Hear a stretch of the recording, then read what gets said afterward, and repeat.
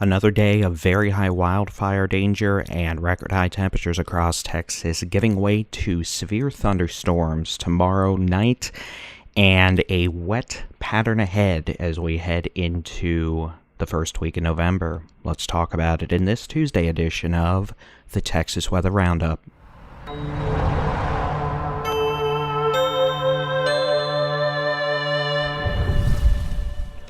Good morning, I'm Texas Storm Chasers Building-in-Chief David Reimer. It is Tuesday, the 29th of October 2024. One more day of relatively or comparatively quiet weather before we become active with multiple chances of showers and thunderstorms and cold fronts after a very dry October. Let's just go ahead and get started with the wildfire outlook for today, tonight, Wednesday, Thursday. Looking at high to very high wildfire danger across most of the state today, with extreme fire danger possible in the Trans-Pecos, Big Bend, Guadalupe Davis Mounds, Panhandle, West Texas, and the borderland of far West Texas. On Wednesday, we'll see conditions moderate across the eastern two-thirds of the state as we see moisture increase ahead of a arriving upper-level storm system. We're still going to be dealing with very high to extreme fire danger across the western third of the state. And then as we start to become more precipitous on Thursday, along with some cooler temperatures, the fire danger will begin to moderate.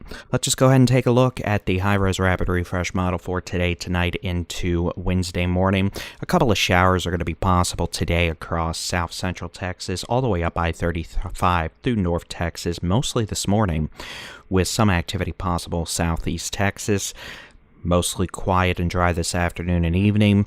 We'll see cloud cover increase across the eastern half of the state tonight into Wednesday morning, with a few showers possible. Wednesday morning across the eastern half of the state, those are called streamer showers.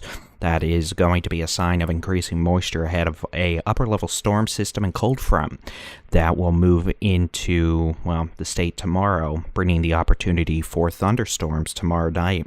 Let's take a look at the severe weather outlook for Wednesday evening into Thursday morning. The Storm Prediction Center noting the potential for isolated, perhaps scattered severe thunderstorms tomorrow night into Thursday morning.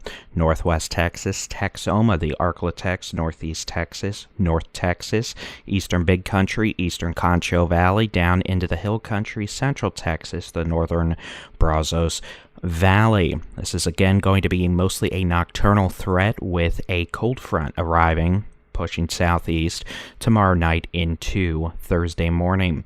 The most intense storms may produce pocket change size hail, dime, nickel, quarters, maybe half dollars, localized damaging wind gust over 55 to 65 miles an hour. The tornado threat is very low, looking a bit higher north of the Red River into portions of Oklahoma and Kansas. Cannot completely rule out a brief tornado, especially in proximity of the Red River, especially if we have any sort of discrete supercellular development tomorrow night. But the way it looks now, we are not going to be dealing with a significant tornado threat. Let's go back, take a look at the North American model. This is going to be for Wednesday afternoon, evening into Thursday morning. We're expecting thunderstorms to develop Wednesday afternoon ahead of that cold front / dry line across Kansas and Oklahoma. Some of those storms are likely to be supercellular, with a risk of large hail, damaging winds, and again, a few tornadoes possible. Here in Texas, south of the Red River, looks like we're going to have to wait until the cold front and upper-level forcing become more aligned, and that means we may not have storms until after sunset, maybe closer to 8 or 9 p.m. tomorrow night, across parts of North Texas, Texoma. With time, the cold front is expected to unzip, with scattered thunderstorms possible in a broken line back southwest into portions of Central Texas and the Hill Country. At the same time, tomorrow night into Thursday morning, we could see scattered showers and thunderstorms across parts of southeast Texas, East Texas, and for the most part, that activity is expected to be behaved, but we'll have to keep an eye out for some small hail, lightning, locally heavy rainfall. Again, main issue with tomorrow night's strongest storms, localized strong wind gust, a lot of lightning, pocket change size hail, and brief periods of heavy rainfall. Notice that most folks are not going to get hit with storms tomorrow night. And again, this is not looking like a significant tornado issue for us in the state at the moment, though the threat for a spin-up tornado is not completely zero. We'll keep you updated on the latest timeline. We'll see if we're able to move development of storms ahead a couple of hours towards the late afternoon hours. And I mean, the flip side's possible too. We may push the storm development back closer to midnight. We'll see. We'll get you updates later on. Meteorologist Jason Cooley will be doing a live briefing around dinner time today with the latest forecast. But again, the severe weather outlook for Wednesday night into Thursday morning, isolated to scattered severe thunderstorms possible from roughly Quanah to Texarkana on the Red River, all the way down through Wichita Falls, Sherman, DFW, Tyler, Waco, Killeen, Austin, Abilene to Junction, and just north of Bryan College Station. We'll keep you updated on that. Let's take a look at the upper level pattern as we go towards the weekend into early next week. I'll let this start playing from the beginning. And what we're going to see is a much more active weather pattern. Notice that we're starting to see the jet stream definitely dip back south now, and those are indicative of upper level storm systems. For most of the last several months, the jet stream has been up on the United States-Canada border, but now we're seeing it dip south, which is why we are switching out of our dry, relatively quiet weather pattern and into a more active fall weather pattern with the opportunity for precipitation every few days. And we're going to start talking about cold fronts as well. We're going to have that cold front moving in tomorrow, especially bringing cooler temperatures to the northern two-thirds of Texas on Thursday and Friday. We could even see a freeze Thursday morning, Panhandle in West Texas, with temperatures dropping to near 30 degrees Fahrenheit. And then as we go through the weekend, another storm system Saturday, Sunday could bring rain, especially the northwestern half of the state.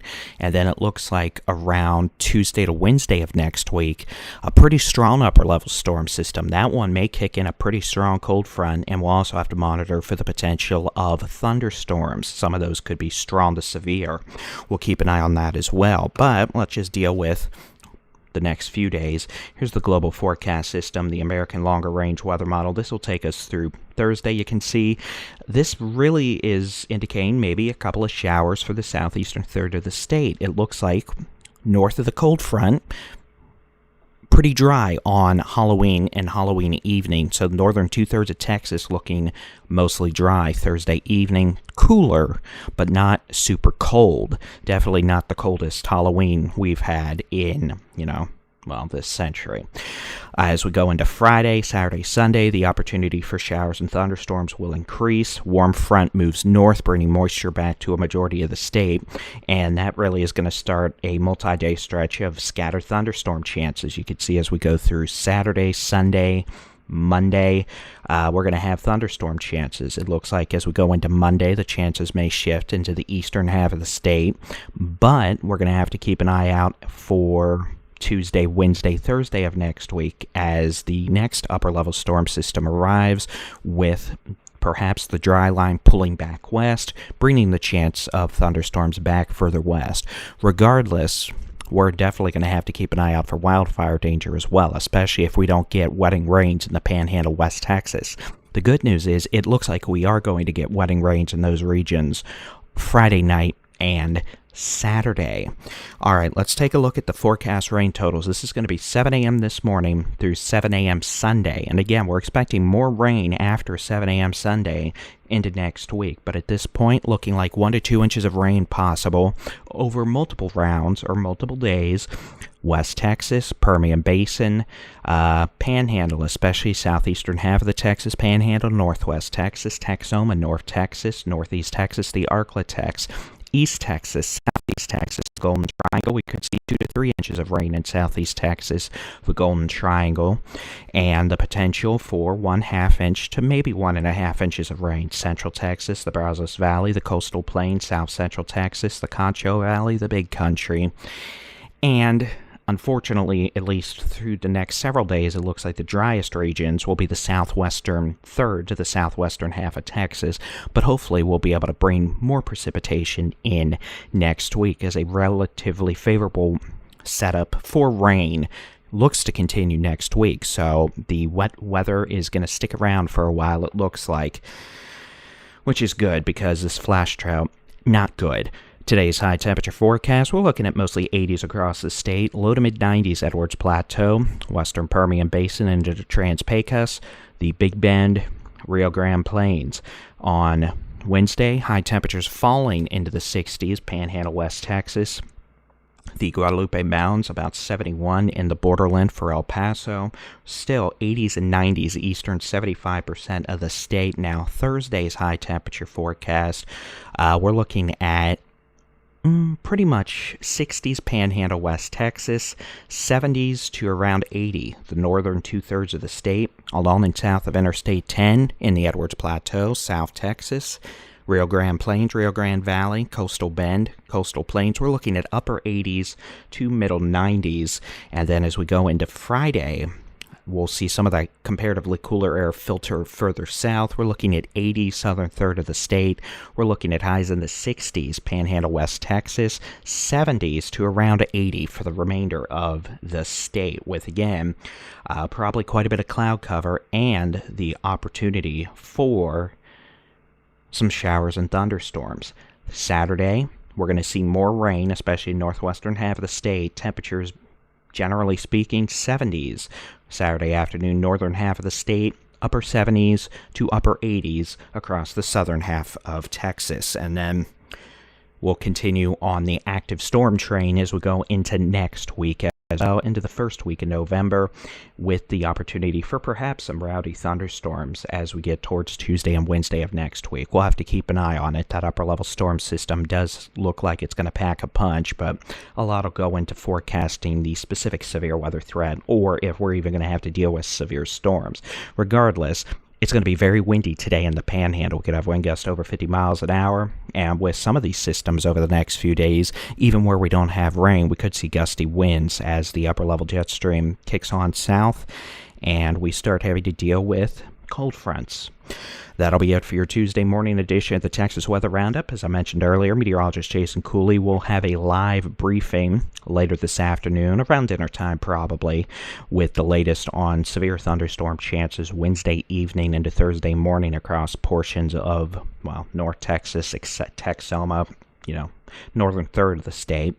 And we'll be keeping an eye out for rain chances as we continue on towards the weekend and next week. Again, if the only thing you want to know is the Halloween forecast Thursday, northern two-thirds of the state looking probably dry. Could see isolated scattered showers southern third of the state, but it doesn't look like we're going to be dealing with rowdy thunderstorms, hopefully. So, hey, you know what?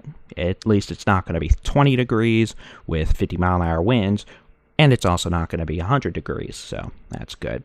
As always, you can get your local weather forecast, get rain chances down to your location with the free Texas Storm Chasers mobile app. Just search for Texas Storm Chasers where you download apps to your device.